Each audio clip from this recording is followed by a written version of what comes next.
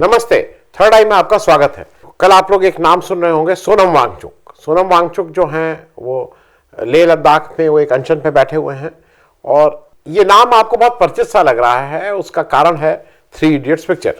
मैं मूल बात पे आऊं उससे पहले जरा ये समझ लीजिए कि लद्दाख और इसकी समस्या क्या है और ये किस वजह से ये आंदोलन हो रहा है। लद्दाख का जो टोटल एरिया है वो 59,146 स्क्वायर किलोमीटर है। देश में 28 राज्य और 8 यूनियन टेरिटरीज हैं, 36।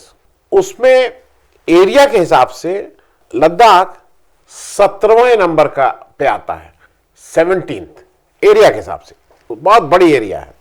उससे एरिया के हिसाब से पंजाब, हरियाणा, केरल ये सब उससे छोटे राज्य हैं। ये मैं एक कंपैरिजन के लिए आपको बता दे रहा हूं। और पॉपुलेशन के हिसाब से ये उन 36 यूनियन टेरिटरी और स्टेट्स में ये 35वें नंबर पर आता है, 35th नंबर पे।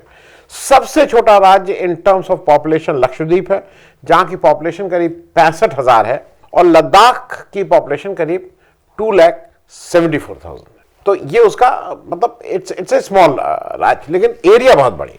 एक चीज और इसके बारे में बता दूं, जो जनरली जब 370 हटा और जम्मू कश्मीर को भी यूनियन टेरिटरी बनाया गया और लद्दाख को उससे हटा के अलग यूनियन टेरिटरी बना, तो लोगों को एक मिसकंसेप्ट था कि ये हिंदू राज्य है या ये। लद्दाख की जो टोटल पॉपुलेशन है उसमें इस्लाम को मानने वाले 46% है, बुद्धिज्म को मानने वाले 40% है, हिंदू उसमें 12% है। तो मैंने कहा ये मैं आपके साथ इसलिए शेयर कर लूं कि ये क्लियर हो जाए कि वहां कौन किसकी मेजॉरिटी किसकी नहीं है। इसका इतिहास ये है कि 1947 में जब राजा हरि सिंह ने जम्मू कश्मीर को भारत में विलय की बात की और उस डॉक्यूमेंट को साइन किया, तो उस समय जिस तरह से श्रीनगर पे और जम्मू पे रेड करने की योजना बनाई थी पाकिस्तान ने, उनके कबायली आए थे, पाकिस्तान ने गिलगिट के रास्ते वो लद्दाख में घुस गए उनके लोग। उस समय सोनमर्ग से करगिल और इन सब पे जाना मुश्किल काम था, लेकिन सोनमर्ग जोजिला पास के थ्रू हमारे टैंक गए, विच वाज उसको सोच ही नहीं सकता था कि टैंक जाएंगे। टैंक गए और तब इन पाकिस्तान के आक्रमणकारियों को वहां से मार भगाया गया और लद्दाख क्लियर किया। ये मैं एक और चीज बता दूं कि उसके बहुत साल बाद फिर श्रीनगर लेह हाईवे बनी, जिसमें श्रीनगर से लेह पहुंचने में पहले 16 दिन लगते थे, अब आप एक दिन में आप जा सकते हैं। मैं गया हूं वहां, 2-3 बार गया हूं। लद्दाख में 2 जिले हैं, एक लेह और एक करगिल।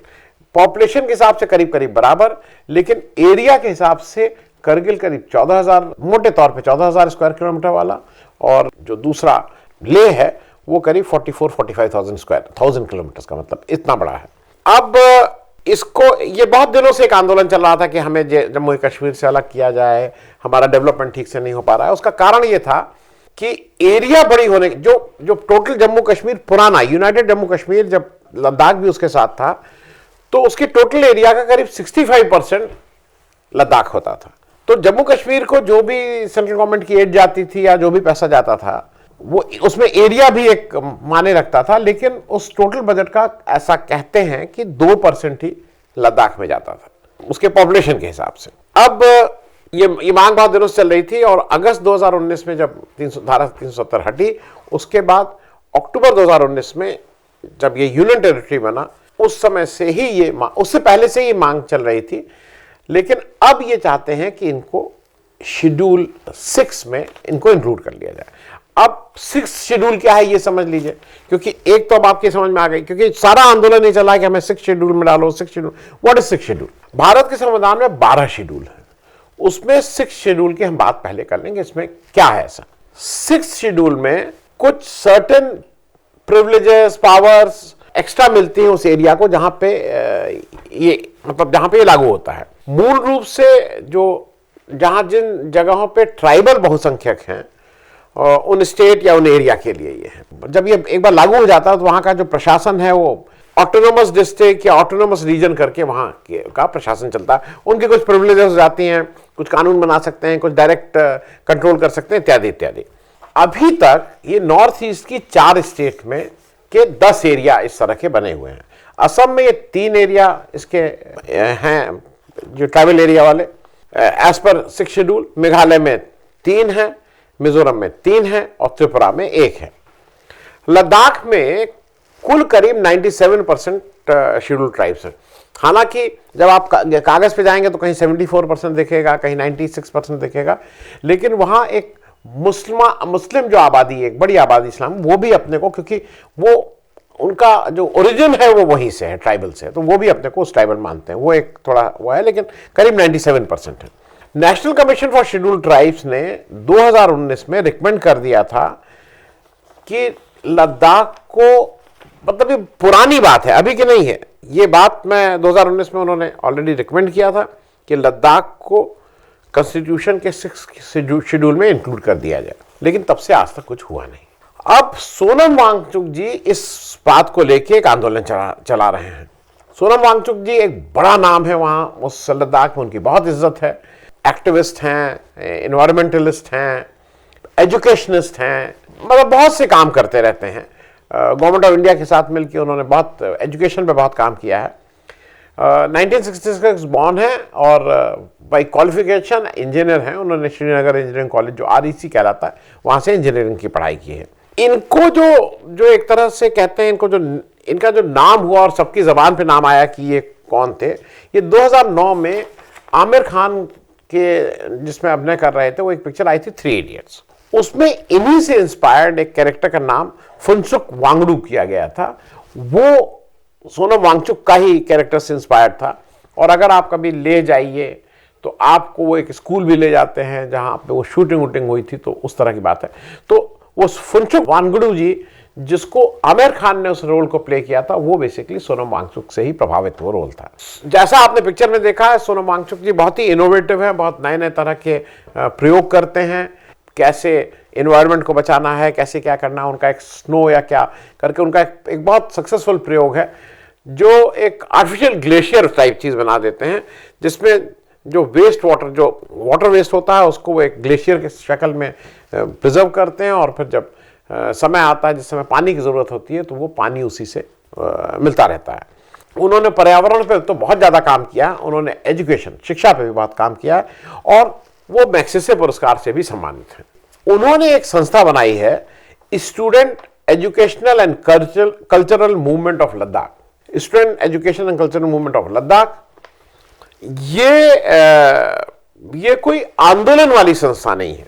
ये संस्था कहाँ पे डेवलपमेंट होना है, कहाँ पे क्या नई चीज़ करनी है, कहाँ पे नए प्रयोग करने हैं, इस तरह के काम करती है।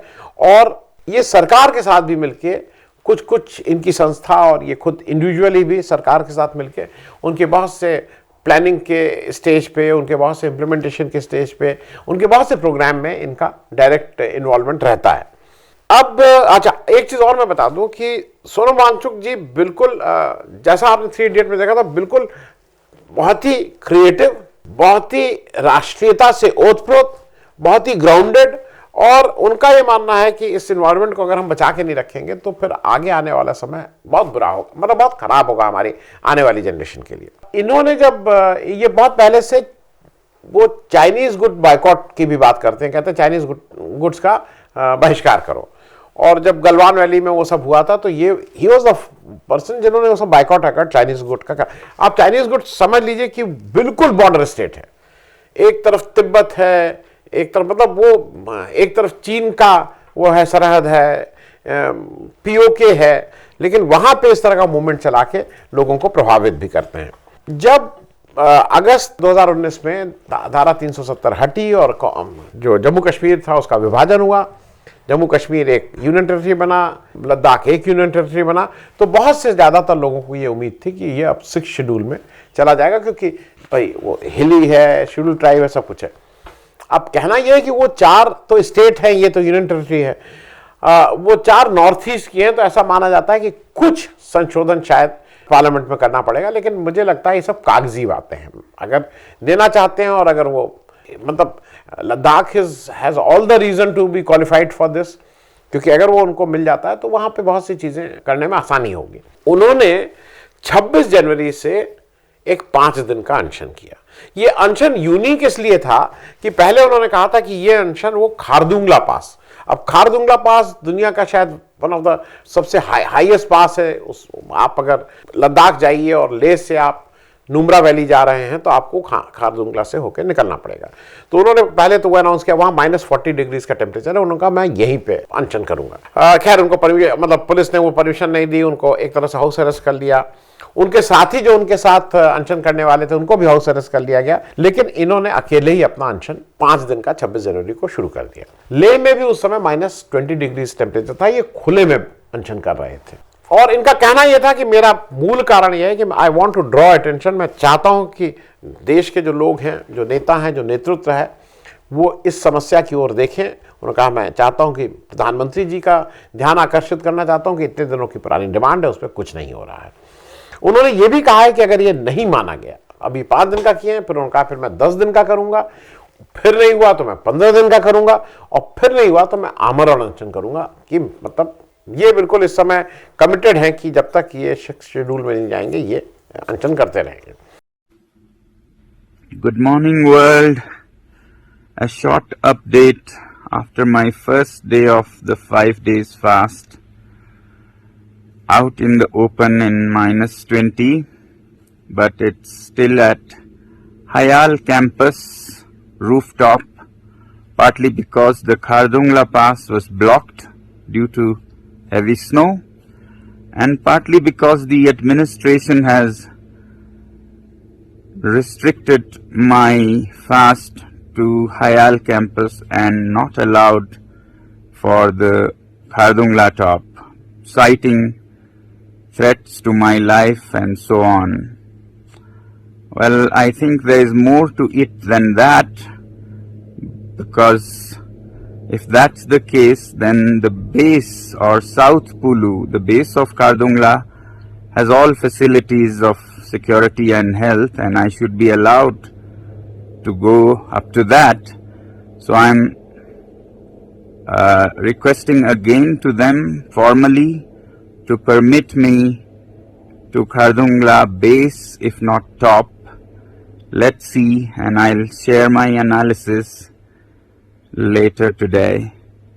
Thank you very much for all your support to me and to Ladakh and the Himalayan glaciers and its ecology, for which I'm doing this fast, so that our Prime Minister, Mr. Modi, will call our leaders from Ladakh for immediate talks to discuss safeguards to this region under the 6th schedule of the Indian Constitution.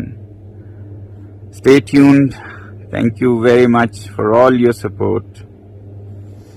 Ladakh के जो local MP इस समय हैं, जो BJP के नामग्याल जी हैं, वो भी इनके सपोर्ट में हैं, वो भी इनके सपोर्ट में, और ये जो डिमांड है उसके सपोर्ट में है कि ये बिल्कुल जेन्युइन डिमांड है। क्योंकि उनका एक उन्होंने स्टेटमेंट और दिया है, वो भी समझने की बात है, उसको 2 तरह से लोग इंटरप्रेट कर रहे हैं। सोनम वांगचुक जी ने कहा है कि इससे बेहतर तो हम जब जम्मू कश्मीर का हिस्सा थे तो हम इससे बेटर प्लेस थे।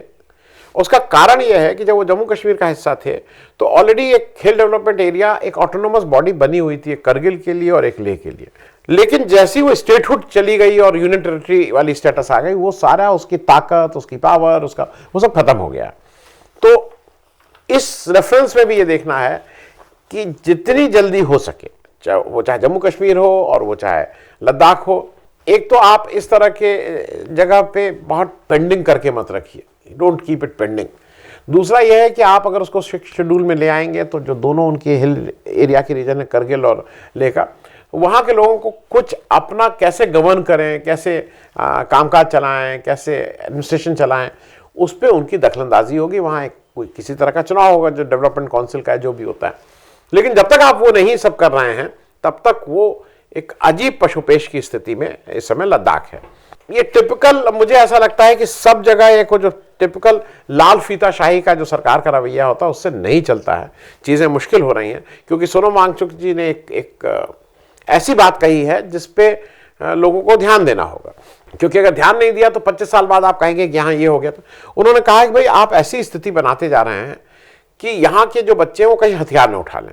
इसका उन्होंने आशंका व्यक्त की है कि रोजगार है नहीं, आप हमें अपना ठीक से चलाने नहीं दे रहे हैं। तो ये उन्होंने आशंका व्यक्त की, और ये इंपॉर्टेंट बात है कि सरकार को इस तरफ ध्यान देना चाहिए और बिना कुछ देरी किए, हालांकि वहाँ से एक सीट है, वो सीट भी बीजेपी की है, वहाँ क्या दिक्कत है, लेकिन जो भी कारण हो, और मिनिस्ट्री ऑफ होम में आता है, उसमें कहीं कोई ऐसी दिक्कत नहीं है।